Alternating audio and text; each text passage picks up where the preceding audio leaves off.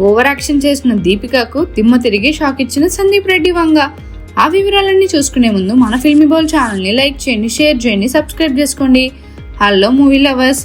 సందీప్ రెడ్డి వంగ దర్శకత్వంలో ప్రభాస్ హీరోగా తెరకెక్కుతున్న స్పిరిట్ చిత్రంలో హీరోయిన్ గా దీపికా పదుకోనే ఎంపికైన సంగతి తెలిసిందే.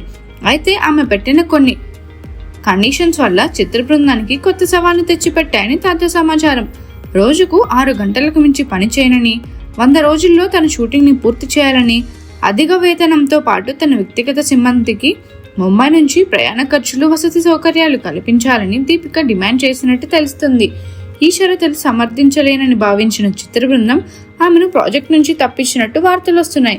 అధికారికంగా ఈ విషయంపై ఎవరూ స్పష్టత ఇవ్వకపోయినా ఇండస్ట్రీలో సందీప్ తీసుకున్న నిర్ణయానికి మద్దతు వ్యక్తమవుతుంది.